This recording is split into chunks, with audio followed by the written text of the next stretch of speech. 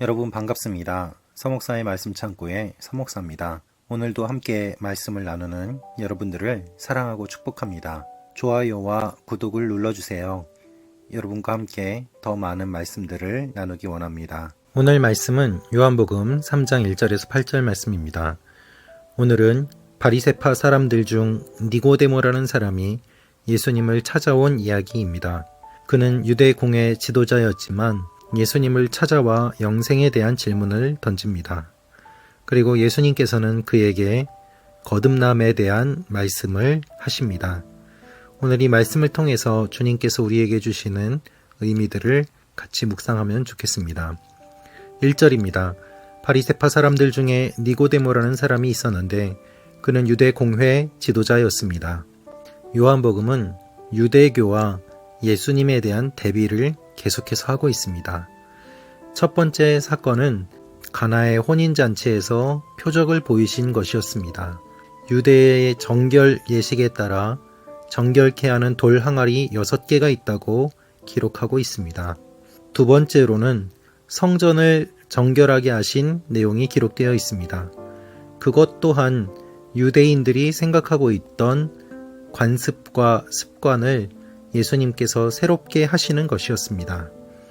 오늘 말씀은 유대 공회의 지도자인 니고데모가 예수님께 찾아와 예수님이 그를 새롭게 하시는 내용이 기록되어 있습니다.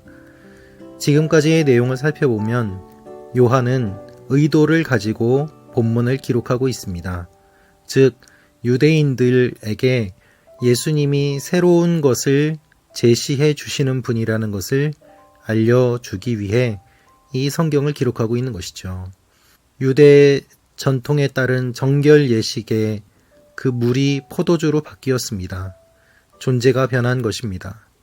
성전을 정결하게 하시면서 장사하는 사람들을 내쫓으셨습니다. 그 의미를 회복시키신 것입니다.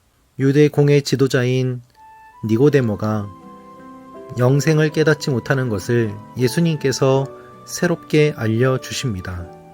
그래서 문화와 전통, 성전, 그리고 사람을 바꾸시는 주님의 모습이 기록되어 있습니다. 문화에서 성전으로 그리고 사람으로 점점 핵심적인 존재들이 변해가는 것, 그것이 요한복음을 읽어나가면서 우리가 봐야 되는 부분인 것이죠. 바리새파 사람들 중에 니고데모라는 사람이 예수님을 찾아왔습니다. 그런데 그는 밤에 찾아왔습니다. 그가 이렇게 말합니다. 2절입니다. 그가 밤에 예수를 찾아와 물었습니다. 라삐여, 우리는 당신이 하나님께로부터 오신 선생님인 것을 알고 있습니다. 하나님께서 함께 하시지 않는다면 선생님이 행하신 그런 표적들을 아무도 행할 수 없기 때문입니다. 니고데모는 예수님을 랍비로 보고 있습니다. 유대교의 랍비 중 한 사람으로만 여기고 있는 것입니다. 메시아로 여기진 않습니다. 예수님은 알지만 완벽하게 알지 못합니다. 부분적으로만 알 뿐입니다. 그래서 예수님은 니고데모에게 이렇게 말씀하십니다. 네가 가지고 있는 생각을 버려라 라는 것이죠. 그것이 3절의 내용입니다. 예수께서 그에게 이렇게 말씀하셨습니다. 내가 진실로 진실로 네게 말한다. 누구든지 다시 태어나지 않으면 하나님 나라를 볼 수 없다. 니고데모는 주님의 말씀을 들어도 이해하지 못했습니다. 그래서 이렇게 물어봅니다. 니고데모가 예수께 물었습니다. 나이가 들어 늙은 사람이 어떻게 다시 태어나겠습니까? 태어나려고 어머니의 뱃속으로 다시 들어갈 수 없지 않습니까? 누가 생각해도 너무나도 어리석은 질문을 유대 공회 지도자가 하고 있습니다. 예수님께서는 그에게 책망하지 않으시고 이렇게 대답하십니다. 예수께서 대답하셨습니다. 내가 진실로 진실로 네게 말한다. 누구든지 물과 성령으로 태어나지 않으면 하나님 나라에 들어갈 수 없다. 육체에서 난 것은 육체이고 성령으로 난 것은 영이다. 다시 태어나야 한다라고 말한 것을 너희는 이상히 여기지 말라. 주님의 이 말씀은 영적인 비밀을 담고 있습니다. 누구든지 물과 성령으로 태어나지 않으면 하나님 나라에 들어갈 수 없습니다. 우리가 거듭난다는 것은 완전히 새롭게 태어나는 것을 의미합니다. 주님께서 말씀하신 거듭난다는 의미는 위로부터 새롭게 태어난다라는 뜻입니다. 특별히 물과 성령으로 태어나지 않으면 하나님 나라에 들어갈 수 없다는 것은 세례를 의미하고 회개를 의미합니다. 옛사람이 죽고 새사람이 되지 않으면 하나님 나라에 들어갈 수 없다는 것입니다. 세례는 세 가지 의미가 있습니다. 물속에 들어가서 잠기는 것은 죽음을 뜻하고 물에서 나오는 것은 생명을 뜻합니다. 그리고 물은 하나님의 보호를 뜻합니다. 하나님께서 세례받은 자들을 마치 어머니 뱃속에 양수에 떠있는 아기가 보호를 받는 것처럼 주님이 그렇게 우리를 눈동자와 같이 지켜주신다는 의미가 담겨 있습니다. 그렇게 거듭날 때 하나님 나라에 들어갈 수 있다는 말씀을 하고 계십니다. 주님은 말씀하십니다. 다시 태어나야 한다라고 말한 것을 너희는 이상히 여기지 마라. 그렇습니다. 육체에서 난 사람은 성령의 일을 이해하지 못합니다. 믿음이 없는 사람은 믿음의 사람의 걸음을 이해하지 못합니다. 그래서 믿음의 사람은 믿음이 없는 사람들에게 그 모든 것들을 설명할 수 없습니다. 설명해도 알아듣지 못하기 때문입니다. 따라서 믿음의 사람은 세상 사람들이 이해하지 못하는 그 길을 묵묵히 걸어갑니다. 그 걸음을 통해서 사람들이 생명을 볼 수 있기 때문입니다. 주님은 말씀하십니다. 8절입니다. 바람은 불고 싶은 대로 분다. 너는 그 소리를 듣지만 바람이 어디서 오는지 어디로 가는지 알지 못한다. 성령으로 태어난 사람도 모두 이와 같다. 주님의 메시지는 분명합니다.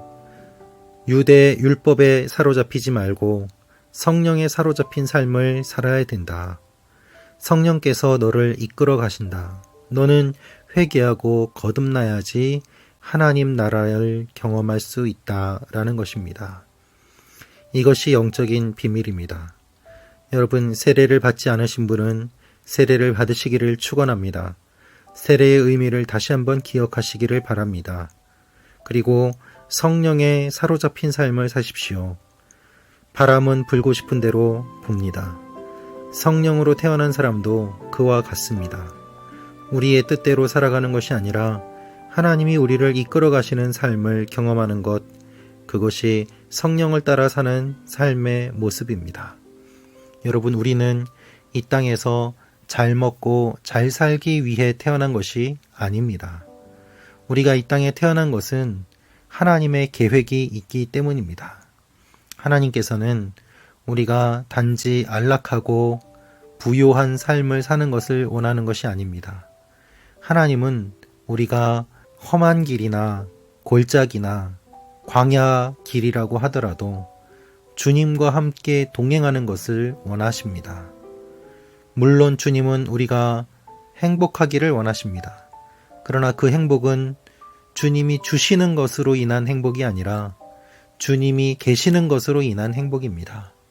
그래서 높은 산이 거친들이 내 주 예수 계신 곳이 그 어디나 하늘나라, 이 고백을 하며 주님과 함께 걸어가는 삶이 진정한 행복임을 주님이 말씀하십니다.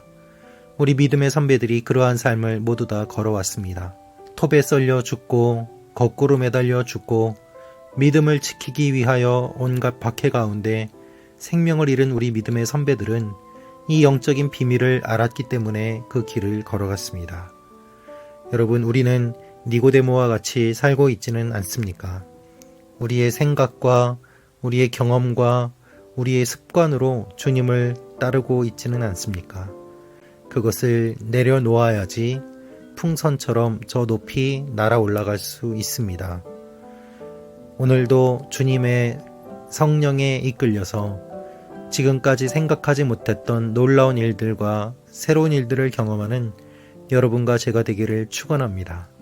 하나님은 올 한 해 생각지도 못한 놀라운 일들을 이루어 주실 것입니다. 우리가 물과 성령으로 거듭나며 주님과 동행하기로 결심하면 주님께서 우리를 반드시 새롭게 인도해 주실 것입니다. 그것이 니고데모를 새롭게 하시는 주님의 말씀입니다. 이 말씀을 기억하며 주님과 동행하는 여러분과 제가 되기를 축원합니다. 기도하겠습니다. 아버지 하나님, 우리가 형식적으로 습관적으로 우리의 생각에 얽매여서 신앙생활을 하지 않게 하여 주옵소서. 우리의 상식과 생각을 뛰어넘는 하나님의 놀라운 일들을 경험하는 신비의 신앙의 경험을 할 수 있도록 주여 도와주시옵소서. 예수님의 이름으로 기도합니다. 아멘.